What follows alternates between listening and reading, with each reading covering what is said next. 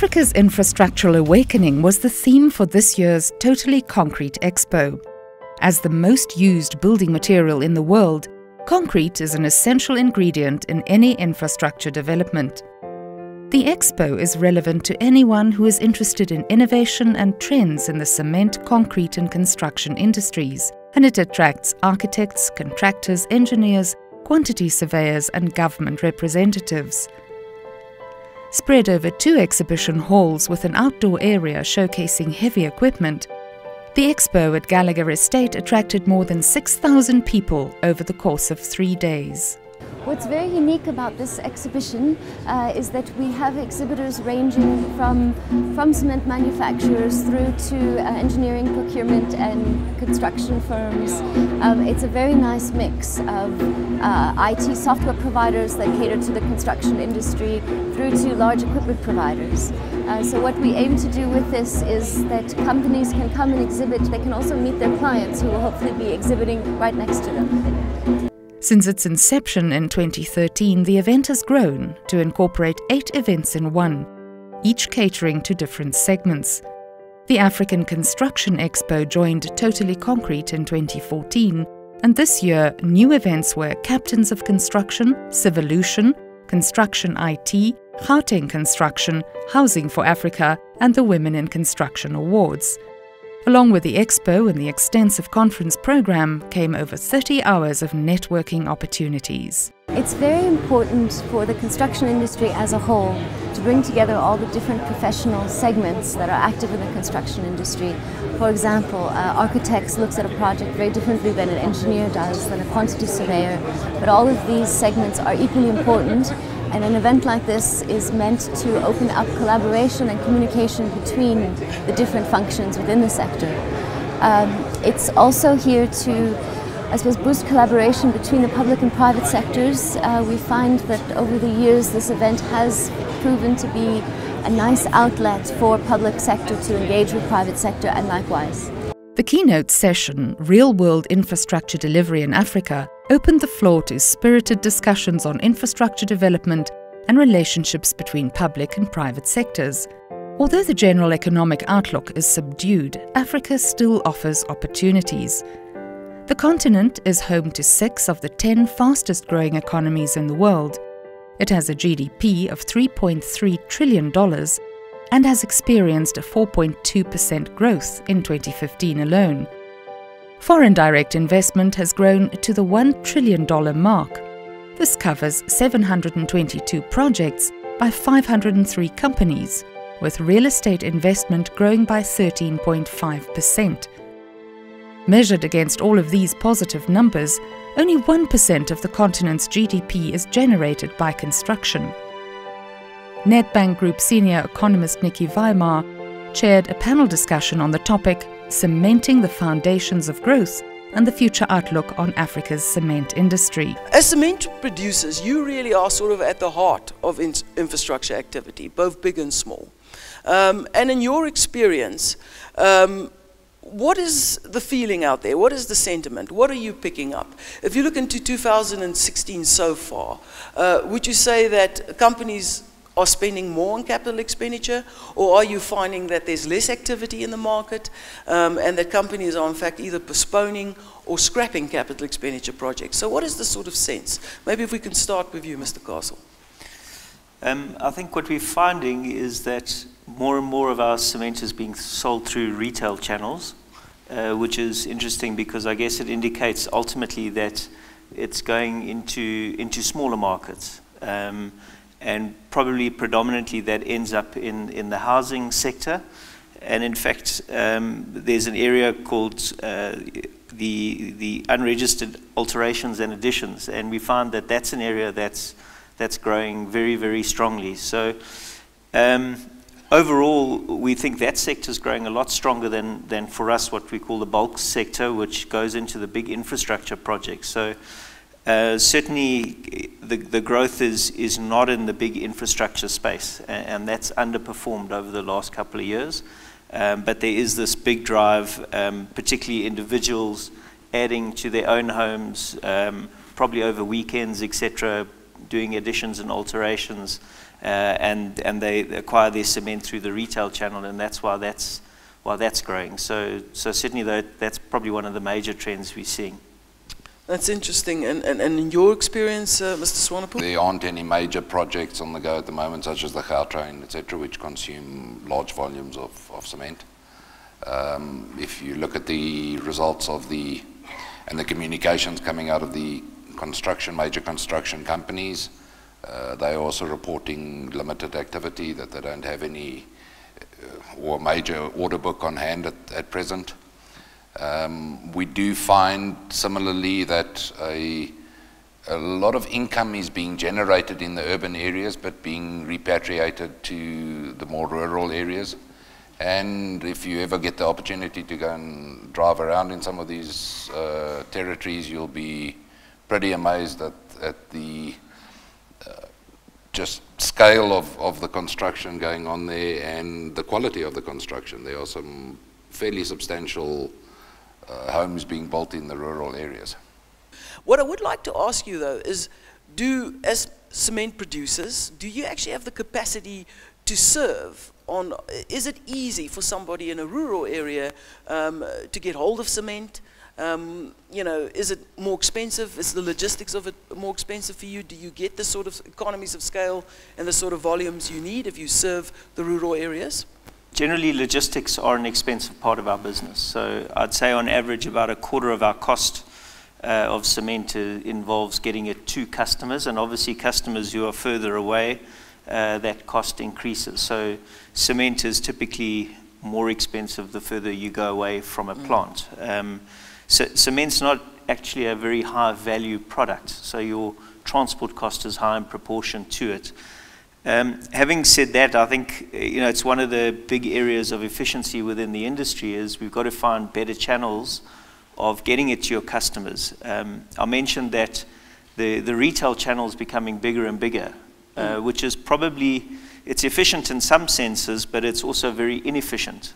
Number one, you're buying your cement in a bag, and the problem with a bag is that adds cost to it. So we've got to find better ways in the future of getting our cement to the further out rural areas cheaper for this kind of expenditure on cement. But you would also expect that if a lot of the expenditure in that area is happening in the rural areas, you would expect that the infrastructure projects must follow. You have to have the connectivity. You need the infrastructure that serves those people. Which in the end means that those markets should become bigger from us in a bulk perspective as well as a retail perspective, which should make it easier for us to serve them. And I think the fact that that sector is growing faster than the bulk sector indicates that, in a sense, the government and the country as a whole is underwhelming in terms of the infrastructure part of the delivery, which would make our offering a lot better for the customer at the end of the day. But certainly, just to go back to what I started with, we've also got to find better ways and more innovative ways of getting our product to the customer cheaper ultimately. Cement typically doesn't travel very well over long distances. In South Africa, we tend to transport cement further than, for instance, in a European model. In a lot of European countries, a cement plant would only service a market within a 100-kilometer radius of the plant, where I think in South Africa you would probably be looking more in the order of 500 or 600 kilometers. It's a huge difference. I think that historically as well in South Africa, rail used to play a bigger part in terms of the distribution of cement. For various reasons, that's declined in terms of its contribution, and certainly something that we would hope revives itself and makes it more viable to transport over longer distances. The big question is, you've mentioned in your presentation that we spend large sums of money, and probably appropriate sums of money, on infrastructure. Government spends appropriate sums of money. It's over 800 billion over the next 3 years that they plan to continue to spend on infrastructure. But isn't one of the key frustrations here that even though we spend these large sums of money, the delivery of the actual infrastructure is very slow? It's like any of us, if you've appointed a builder and they disappear halfway through. Then the next builder comes in, the first thing he does is he gives you that plumber's whistle, and you know you're going to be spending a fortune more now. And I think that's a challenge that also faces government in the procurement process, is that we take too long to procure, and I think our procurement process aren't effective in making sure always the right people are procured to do the job. And whether that's just the ability to manage the cash flow in relation to the value of the project, companies that are unable to manage that working capital, which causes further pressure on them to deliver. And I think it's also the question of project management. I think sometimes we've appointed someone, we've gone through a process, they must go off and deliver it now. And I think our management in terms of keeping an eye on the project and ensuring we get the value for money is often weak, which leads us projects to drag, which actually then just sucks up more time and more resources. And I think if one takes our two biggest examples, Medupi and Kusile, is we as a country have spent years on those projects. And by our estimates, it's now, the tally is at 310 billion rand on those two projects. So on the one hand, I suppose there's a silver lining, that money has been pumped into the economy, okay? But in terms of what that's supposed to have delivered, I think that's a huge cost that far outweighs government spending in that sector.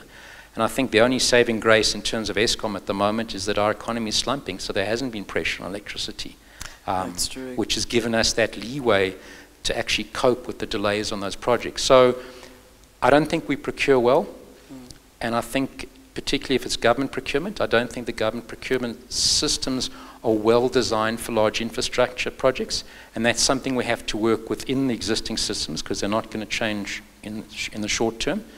And so it's writing better tender specifications and better tender evaluation, that we make sure the right people, we have the ability to deliver. And that's irrespective of who they are, but it's often a question of matching the size of the contractor to the value of the job, because as many people know, it's managing that working capital as well. But we need to keep an eye on the jobs. You, just like anything, you need to make sure that you get the value for money at the end of the process, and that's by monitoring and keeping an eye on the process. Councillor, within the city of Johannesburg, now we've seen now that obviously infrastructure is a critical need, and I think that's generally recognized by government, and it's recognized in all their policies, all the way through to National Treasury and all the way down. Now, you've spoken about the city of Johannesburg's plans, but recognizing what the private sector is pointing at here, which is the problems with procurement, what is being done in Johannesburg to simplify that system? We do share Mr. Labuskane's views on this slow process of procurement. We've had some of our programs as well being delayed by the procurement process, as well being affected by the quality of companies that are appointed.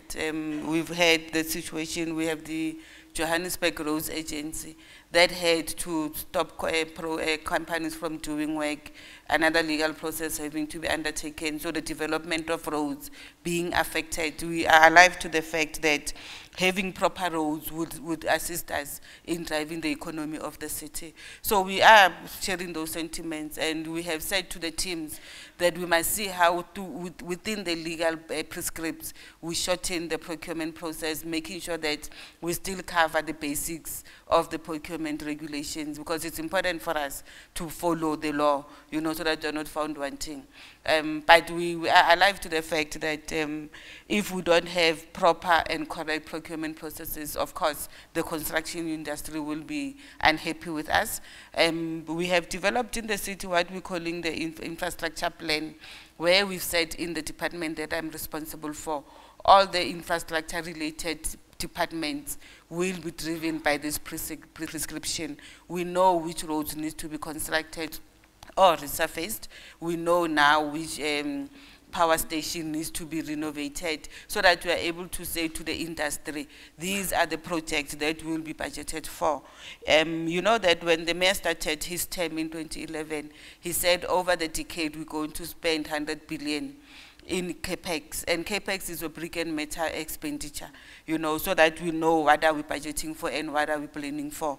Up until now, we spent about 28 billion of the 100 billion. So I'm expecting the MMC in the next 2 weeks to be able to increase. Every year we're supposed to spend 10 billion. So he's going to be increasing with about 7% on the 10 billion. So there is an opportunity for our companies to say to the city, we know that we're going to apportion above 10 billion. What is our stake? Of course, we need to follow process. You know, we sometimes have companies who say, no, you're spending 10 billion. What is our stake there without following process? So we have those processes that we need to follow. Alive to the fact that we need to build and assist in building these companies. Another point that I would agree with Mr. Labuskhane on is on the monitoring and evaluation of projects, basically project management, that after some companies have done their work, you are left with something that it's not really desirable. So there's an element that we need to improve. And it cuts across government, national government, provincial, as well as local government, that we improve and strengthen project management and managing, monitoring those projects, so that we are able to be proud of the product that we are left with, and the companies that have done the work can get due recognition going forward. So in the city, we are committed to working with the private sector.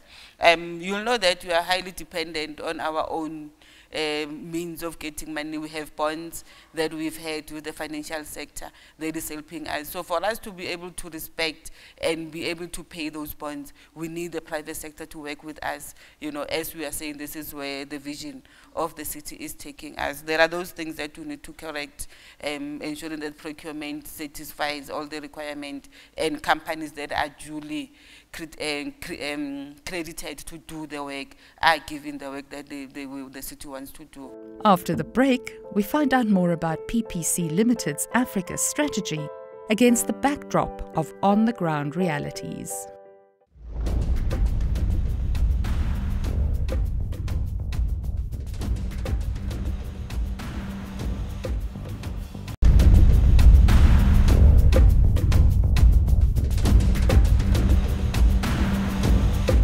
While the commodities sector is in a down cycle, the need for infrastructure development on the continent remains acute.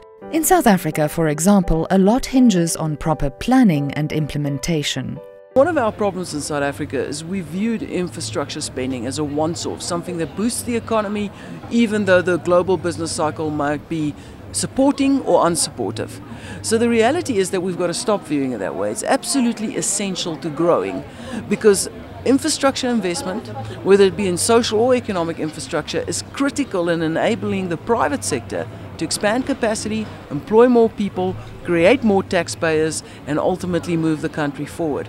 As a major player in the cement industry in South Africa, PPC Limited has found that it has had to adjust to the changing demands and challenges in the local market. I think in South Africa what we're seeing is increase in competition in South Africa, which is in many ways healthy and it's good for the consumer, but obviously it's tough for us as an existing producer. The competition is coming from a couple of new entrants into our market, and those new entrants were sort of conceived around 2008, 2006 even. So they were conceived at a time when growth was expected to be very strong. And of course they're coming into the market now when growth is in fact quite weak. So it's additional competition at a time the market can least handle that competition, which is making it very tough for the likes of us. Plus, of course, as well, we've got imports coming in, because globally as well there's a slowdown, and many cement manufacturers are trying to find a home for their cement and are dumping it in places like South Africa, where the protection against dumping isn't as strong as it is in other places in the world. So both of those factors causing increased competition at a time of a relatively slow economy. So it makes it tough for us in South Africa. With the business landscape toughening up in South Africa, PPC is actively investing on the African continent. We've largely been a Southern African business focused in South Africa. We have ventured into Zimbabwe, but now we're building further, cementing our growth into that country. We're also in Rwanda. We've recently commissioned our 600,000 ton per annum plant in Rwanda. We are building in the DRC, we are building in Ethiopia, and we are constantly looking for new opportunities, because we believe that Africa is really the place to be for infrastructure. The growth remains reasonably robust in Africa, although it has slowed as well from previous levels. So there was a big growth in cement manufacturers in Africa. And so there's some oversupply as well in Africa, making market conditions difficult. So overall, difficult market conditions for us in Africa. How is PPC dealing with these difficult conditions? What we know, first of all, is that the industry is cyclical. I mean, it goes through phases of capacity being put in during the good times, and typically that results in overcapacity when the bad times come, which is now. So if you're in the industry, you've got to be prepared for the cycles, and we are. You've got to see the down part of the cycles as a good time to do certain things, and it's probably a good time to be acquiring. It's a good time to be positioning yourself for the next upcycle. But more than that as well, it's a good time to be reinventing yourself as a company, making sure that you, of all the competition, are the strongest, are the most able to handle the down cycle. Whether that's from a cost perspective or a revenue perspective, we've got to work on programs which increase our competitiveness in this part of the cycle, and hopefully what it does is it drives some of our competition out the market. So it's a time we've got to keep our head down. We've got to probably watch the bottom line less because it is sometimes demoralizing, but we've got to watch the cost line, we've got to watch our revenue line very carefully, and just take it as it comes. PPC is feeling very positive about the future. I think that's why we are in an expansion drive. We believe that, if you look at the big picture, the infrastructure story for Africa is huge. Africa is going to double its population in the next 35 years. So in 2050, by all accounts, there'll be 2 billion people in Africa. But more than that, there'll be huge urbanization in Africa. Africa is the least urbanized continent in the globe at the moment. And will only reach a level of 50% urbanization by around 2038. And just by contrast, for instance, North America reached that level in the early 1900s. So there's a massive number of people, over 800 million people, that are going to move to cities in Africa. And to go with that, you've got to provide infrastructure, whether it's connectivity infrastructure like roads, railway, telecommunications, ports of entry, and then you go into the social infrastructure, hospitals, schools, all sorts of things need to be provided, along with housing for all of those people. So we've got to play in that development in Africa, which for us goes wider than just being a cement producer. One of the key things, we are saying that we have been predominantly a cement producing company, but we want to actually build more or bring more to the party, and that's why our focus has been on the materials business. We're actually strengthening our commercial division internally so that we can execute on all these ambitious plans that we have. We have a new vision, we have a new strategy. We want to double our business every 10 years, and we believe that the African continent is poised and we're in the right position to achieve that. We now talk about ourselves as a materials and solutions provider into the basic services sector. So we're going to broaden our offering from cement. We're going to augment it with products that are related to cement. Inputs into our business will become broader businesses as well, and we'll be looking to do that in Africa at first, and then ultimately to go global. And of course, we're looking to expand our footprint in Africa. So a lot of work for us moving into the African continent, but still not losing sight of the fact that our most important business is in South Africa, and we've got to nurture that business, and we've got to make sure it's competitive and it's the best cement business in South Africa. I think the demand is changing and that the demand is growing. I suppose on one hand, when we began this event in 2013, we were looking very much at Africa's growth story, the demand for infrastructure, the need for infrastructure across residential, commercial and industrial sectors. That hasn't changed. What has changed is public and private sector reaction to this demand. We are looking at, if we look at, for example, Africa, looking at cement markets, looking at the growth in cement markets, a company like PPC expanding its African footprint. This also speaks to the change that is happening, driven by the infrastructure demand, the current lack of infrastructure and the need to boost this. We've had mainly the view that we've seen, what we've seen coming through, and certainly in the credit numbers, what we've also seen come through in what we call our net bank capital expenditure project listing, has been actually very limited activity. So there's actually been, despite all the assurances to the opposite, there has actually been a downturn in capital expenditure projects. So companies, generally speaking, tend to be far more cautious and hesitant to go out there, take the risk, raise the capital and expand capacity. And then on government side, we are still dealing with the same projects. The flow of new projects, as has been mentioned at this conference repeatedly, has been too slow. So we're still dealing with the same projects.